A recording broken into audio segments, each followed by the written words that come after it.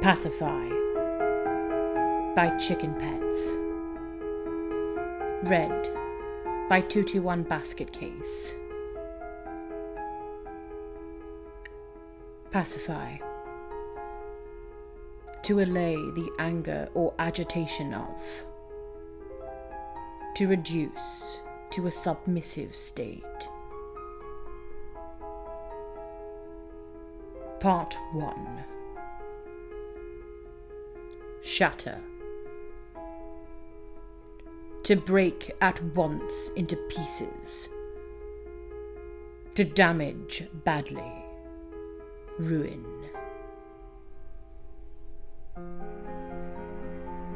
Chapter 1. War.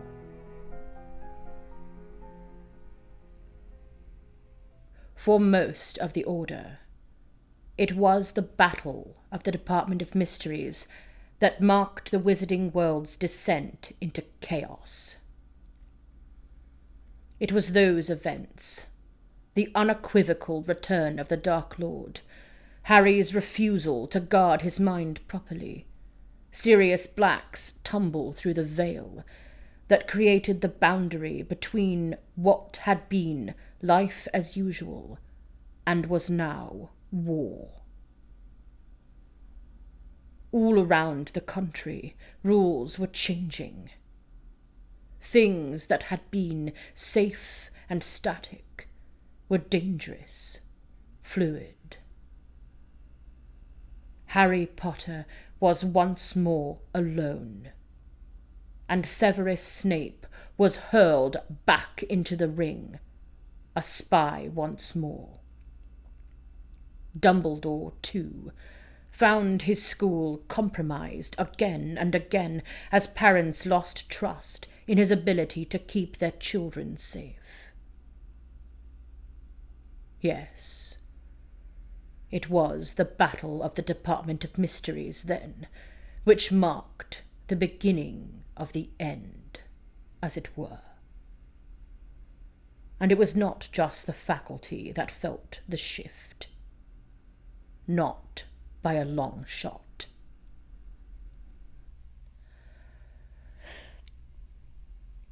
It was the summer after the episode in the Ministry of Magic, and the headquarters of the Order of the Phoenix was a hive of activity.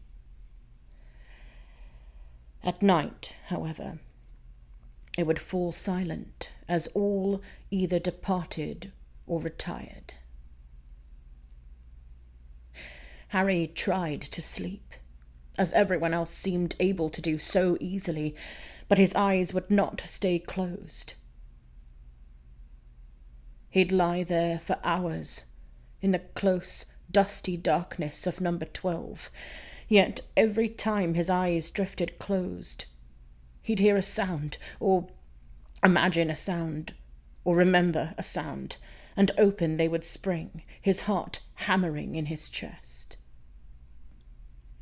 He turned over and pressed his face into the pillow, but all that accomplished was to half suffocate him.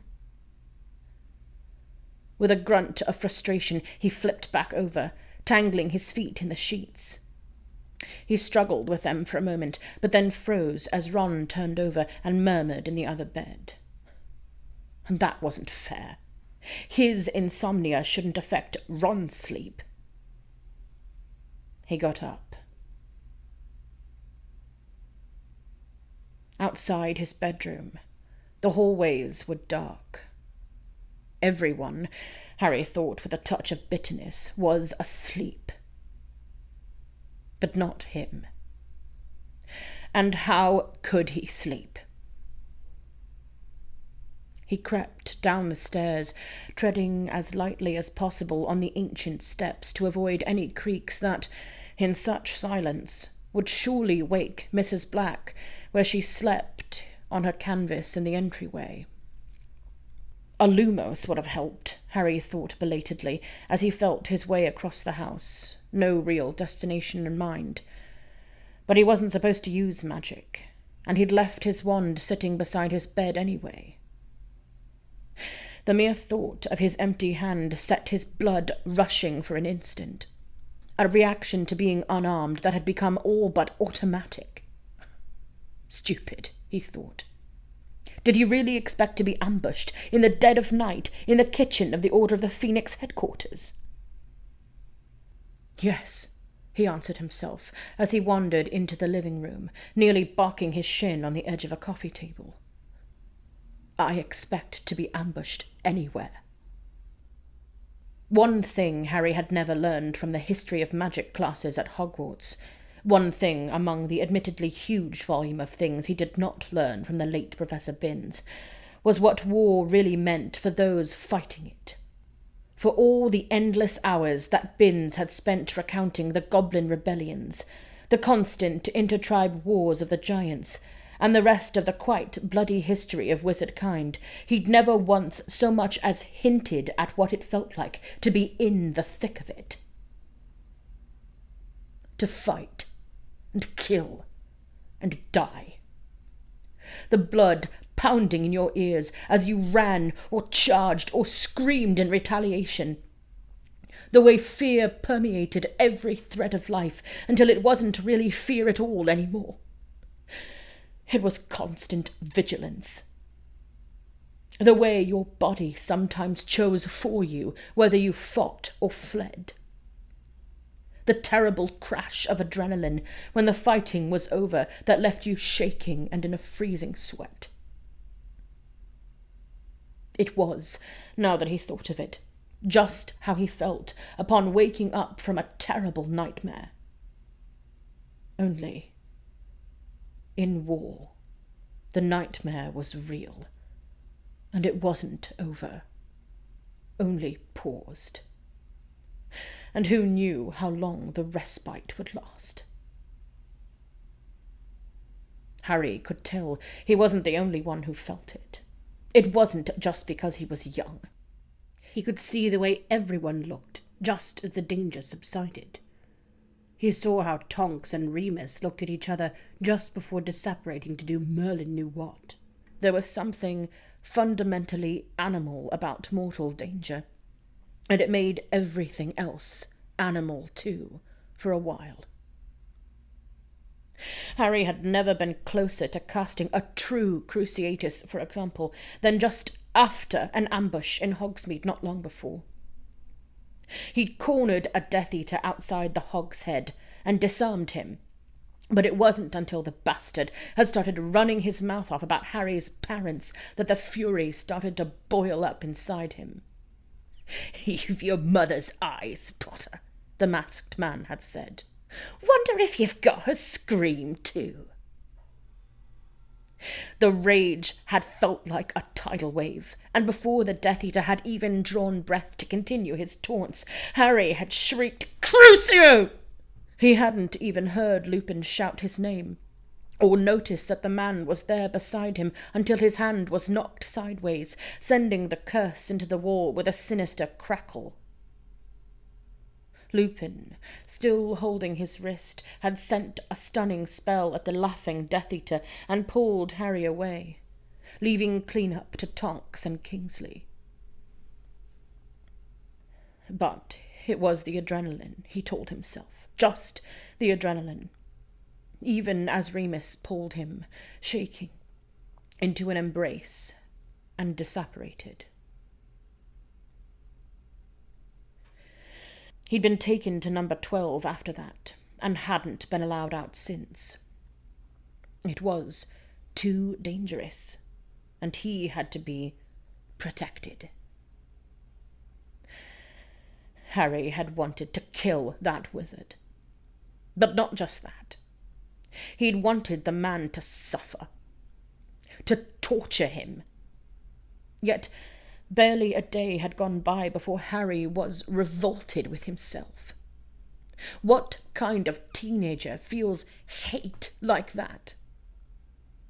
But then, what kind of teenager has gone through what Harry has? He thought briefly of Hagrid's Thestrals. Who had the other students seen die? Grandparents? Strangers? Harry had seen more death than his share, that was for sure. been the cause of more death. He brushed the edge of a cabinet with his foot just then, and reflexively leapt away from it. Bottles jostled gently against each other inside, and he looked around the room and found he'd wandered into the Black family's private potions laboratory.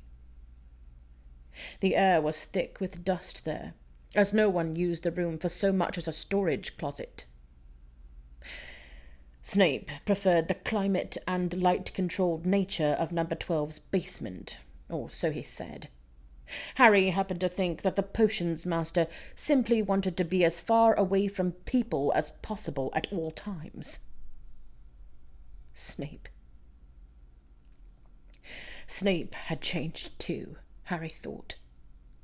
He'd always been nasty, of course, even during the peaceful lull between wars, but there had been a noticeable shift since that day, at the close of Harry's 4th year, when he'd overheard Dumbledore. "Severus, you know what I must ask of you, if you are prepared." Harry hadn't known then what those few words meant, though he'd been given some vague idea by the way Snape jumped ever quicker towards rage in the weeks and months afterwards, and the way his eyes began to have a sunken, shadowed look that did nothing to soften his already hard appearance. He wasn't sleeping. Dumbledore, as Harry learned later, had asked Snape to resume his role as a triple agent? A spy playing a Death Eater, playing a spy. Yes, Harry could understand how sleep might elude one with so complicated a role to fill. War fostered a simmering sense of panic, and fighting on both sides could do nothing but exacerbate it horribly. It broke down routine, for one thing. It was, after all, impossible to maintain a routine when any part of it could be destroyed or rendered inaccessible at any moment. When anyone could die or be tortured into madness. When anything could be taken away. You had to hold on to what you could in times like those, but let go of everything else. Letting go, Harry thought, padding silently through the filthy floor of the abandoned potions room, was what kept him going. He'd almost fallen apart when Sirius had gone through the veil.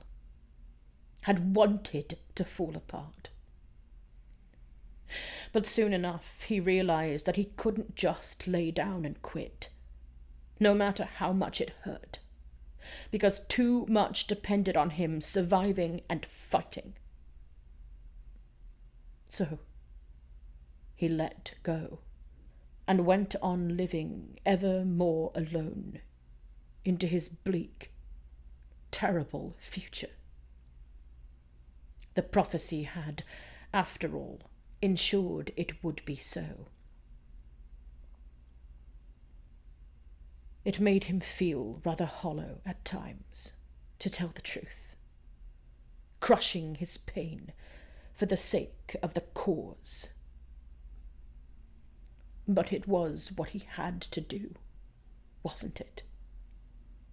He had to forget Sirius, abandon his brief memory, and carry on. But sometimes the empty space inside him filled up with thick, black guilt for the very same reasons. It roiled inside him, every day reminding him that he'd killed his own godfather, the closest thing he had to a parent, and then simply put the whole matter out of his mind. He was plagued by it for weeks, with no relief to be found. Lupin just made him feel worse, telling him it wasn't his fault. And Hermione and Ron didn't know what to say to him anymore. He'd stopped writing to Hermione after the first 2 letters and kept things light with Ron, who'd graciously chosen to stay with him in the gloom and mould of number 12 so he wouldn't be totally alone. It didn't really help. He still felt alone, just with the added burden of having to act normal around him. Harry had an idea that Ron was telling Hermione all about it, as he spent long stretches of time scratching away at scrolls of parchment, which he gave to members of the Order to post. Sometimes it made Harry angry. Everyone was talking about him behind his back. Everyone was looking at him, watching him, worrying about him. It made him want to disappear, sink into the floor. But no, he was in prison for his own safety. The only other resident of number 12 that seemed unable to leave at will was Snape, who skulked about in various rooms and kept mostly to himself. Snape was always ready to abuse him at even the slightest provocation, and for some reason, Harry found that he craved it. He wanted to fight, sometimes, and everyone else treated him like glass. Not Snape. That was what Harry seemed to need. He needed someone to see that he was worthless and stupid, that his hubris had killed his godfather. Snape saw him. Snape reminded him that he was foolhardy, reckless, a thoughtless child. But did Harry know that was why he insisted on provoking Snape at every chance? Of course not. But Severus himself did know. Oh yes, to Severus it was quite obvious. Potter had a way of intruding at the most irritating, most detrimental, most important moments. The more concentration Severus was devoting to the addition of an ingredient, or the precise number and frequency of strokes of the stirring rod, the more likely Potter was to burst into the room with some excuse. The more absorbed Severus was in his own ruminations, or the maintenance of his mental defences, the louder Potter crashed about the house. It was infuriating. But then, it was meant to be infuriating, wasn't it? It hadn't taken Severus long to deduce the motivations behind Potter's increasingly disrespectful behaviour. If every time Potter provoked him, he retaliated in the usual manner, and Potter continued to provoke him, then it must be that the boy wished to be retaliated against. It was not unusual to punish or abuse oneself in response to emotional trauma, such as the loss of a loved one, and even less unusual in children. Potter was simply using Severus as his whipping post. At first, that unspoken arrangement was perfectly tolerable from Severus's perspective. He'd never had to act more irritated than he really was, and after a while Potter would go. After a good week or two, however, Severus began to find it not upsetting exactly, but unsettling. Potter just kept coming back, like a kicked dog that couldn't help but return to its master. Severus had thought he would stop on his own once the initial shock had passed. But it only got worse. His intrusions more frequent, and at madder and madder hours of the night. And it was more than that. Severus didn't like the way he felt after those encounters. Tense, unsatisfied, and on edge. He was being sucked into Potter's game, and he knew it, and he could ill afford to lose his composure.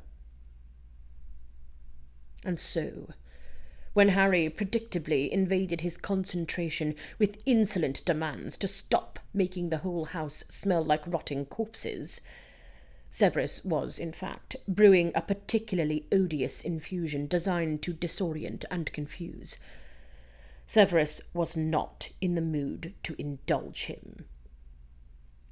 "Get out, Potter," he said simply, as the boy ostentatiously pinched his nose against the smell. "You can't tell me to leave my own house." It was one of his favourite retorts. Severus took a deep breath and turned to look at him, eyes steeled. "I have no desire to indulge your need to be punished tonight," he said. "So, if you would be so kind, do find another method of self-flagellation and leave me in peace." Harry went pale, then scarlet, and clenched his hands into fists. Severus could see clearly that he had struck a nerve that was very raw indeed. "You think I want you in my house? You think you deserve to be in my house? You're nothing but two-faced, traitorous filth, Snape!" "I will not be provoked," Severus thought. "I will not indulge him." But Harry continued, launching into a tirade against Severus's character that, though infantile, managed to do what it was meant to. It infuriated him, despite his best intentions to remain aloof. If he was to dissuade this boy from his path towards self-destruction, he was going to have to learn to control himself. Potter was too good at incensing him. It was a gift. "Cease this insanity at once," he demanded, but Harry hardly listened. "My father was right about you, and so was Sirius. And now they're both dead. Seems pretty coincidental, doesn't it? Dumbledore thinks you're trustworthy, but I know the truth. You're a traitor. A bloody coward to go back to Voldemort to save your own—" It was that word, coward, that snapped Severus's self-control. How dare that insolent brat question the sacrifices Severus had made to save his worthless little hide? After all he had done, how dare he? And so, in an instant, Severus had taken the 4 long strides to the entryway where Harry was standing and grabbed his wrists, meaning to throw him bodily from the room. "Get your hands off me!" Harry demanded, wrenching his arm free with no little effort. But Severus's judgment was clouded, and he seized the front of Harry's shirt and slammed him up against the wall. "Silence!" he hissed, and Harry's mouth snapped shut with an audible click, the breath knocked out of him. "You listen to me, you little monster. You speak of my right to be in this house, but understand this. I am forced to stay in this filthy pit, to work day and night to keep you and your foolhardy entourage alive another day. Merlin knows what level of hell I will end up in when I die, but I cannot be far from it now, with you invading my every moment with your incessant, masochistic need to be abused." There he paused, and noticed 3 things all at once.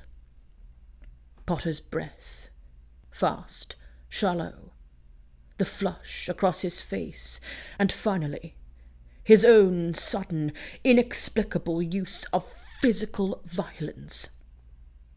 He had never, not ever, laid hands on a student before.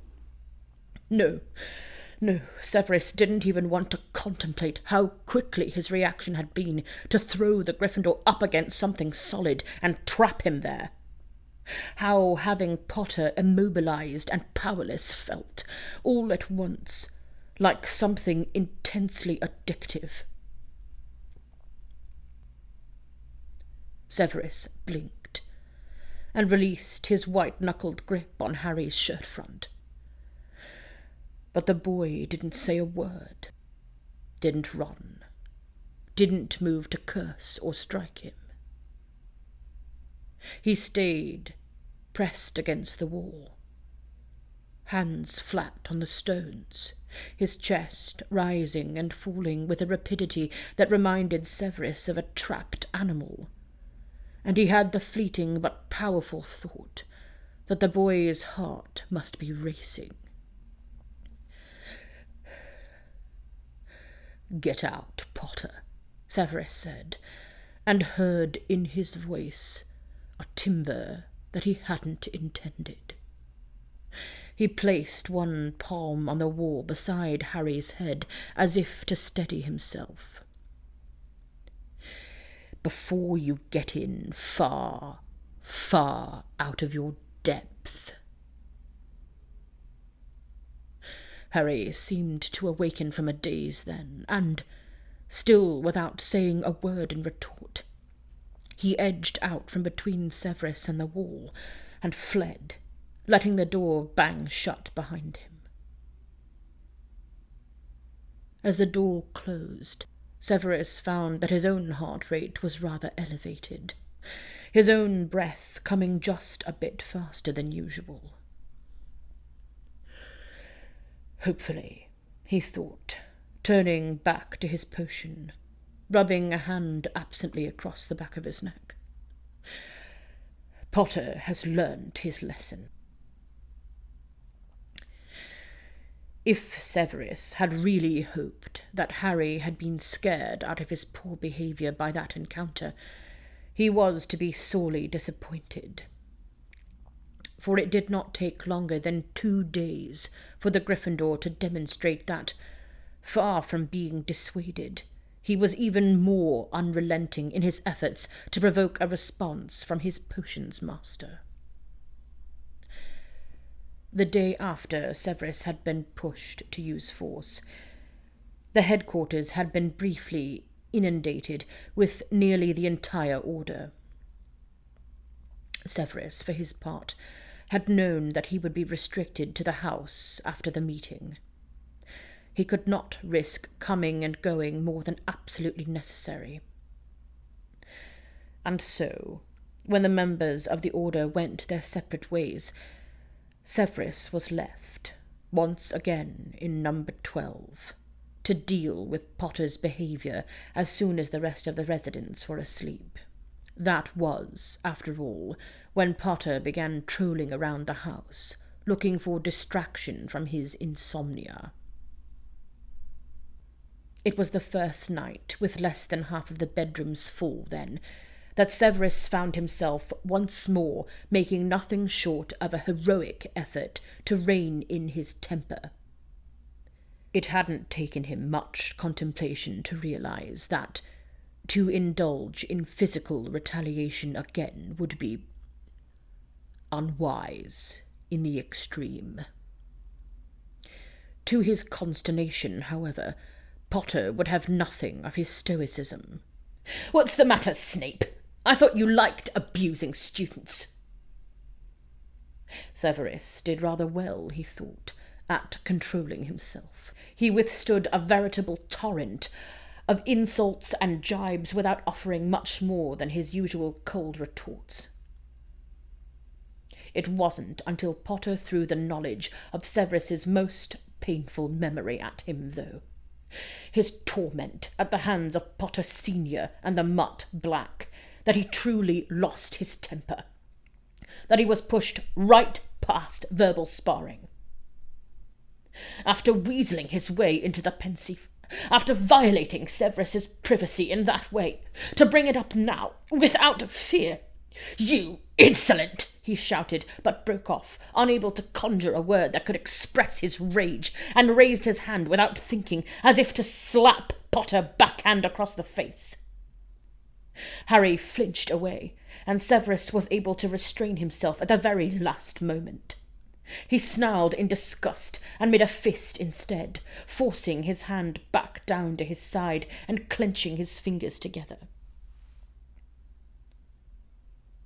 Potter just looked back at him, his face blank, and his gaze flickering once between Severus's fist and his eyes.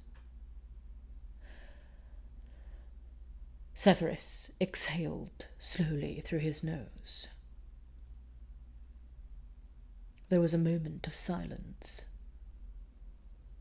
and then Potter spoke.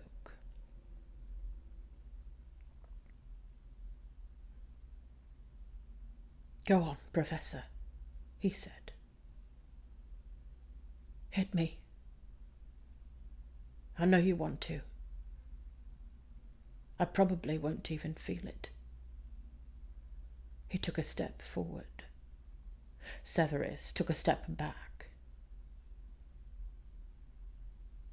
"Hit me," he repeated. "Potter," Severus stuttered, holding out both hands. He didn't know what to say. "I'm sorry. Stay back. I'll jinx you to high heaven if you say another word." "I can see it in your face," the boy continued, pursuing him further into the room. "I'm just standing here. I'm not fighting back. I know you want to." He'd backed Severus almost against the cold basement wall, and gave a soft chuckle that had no mirth in it at all. "I don't even have my wand," he said, and shoved Severus hard in the chest. "Hit me!" Severus felt his mouth go dry. Potter didn't sound angry. He sounded aggressive, desperate. "Potter," he said, voice low, "you've lost your mind." "Me?" The boy almost laughed again. "I saw the way you looked at me before, when you had me against the wall. You want to hurt me, so do it." He fisted his hands in the front of Severus's robes. "Hurt me! Unhand me!" Severus growled, goosebumps prickling fiercely across his arms and the back of his neck. "Potter!" Harry's lips pulled back from his teeth in a feral sneer. "Make me!" he demanded. Severus panicked. He seized one of Potter's wrists and twisted hard, forcing the boy's fingers to release. As soon as they did, he turned Potter around, slamming him face first into the work table, one hand twisting Potter's wrist up between his shoulder blades, the other pressing his opposite shoulder into the wood. He was held fast, finally still, and Severus pretended that Harry's gasp of pain didn't hit him like a punch to the gut. "Control yourself, Potter," he hissed. Harry's twisted arm flexed, and his fingers twitched. His face was turned to the side, his lips parted. "Get yourself under control, Professor." For a long moment, there was only the sound of their breath and the distant ticking of a clock. Potter's feet shifted apart. Severus could feel the movement where they were pressed together, could feel Potter's muscles tensing and bunching as he spread his legs, could feel him lift ever so slightly up onto his toes, as if seeking more contact. Severus leapt away as if burned. "Good God, Potter, get out of here!" he breathed, backing away as Harry sagged against the table, his twisted arm falling limply to his side. And he made a noise. A noise. "Potter," Severus continued, "please go back to bed. Please." Harry slowly straightened, using his other hand to lever himself up off the table. And when he turned around, there was a small bruise blooming visibly on his cheekbone. His eyebrows furrowed, and he touched 2 fingers to the spot. "Yes, Professor," he said, and went. Severus felt his knees go weak as soon as the door had swung shut. He leaned heavily back against the stone wall and covered his face with his hands. This was a problem. This was a big problem.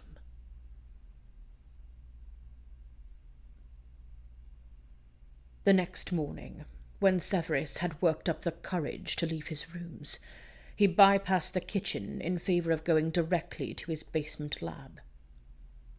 He could send for food later. As he passed, he heard a bit of breakfast chatter and paused for a moment at the sound of Potter's voice. "I had a nightmare," he was saying.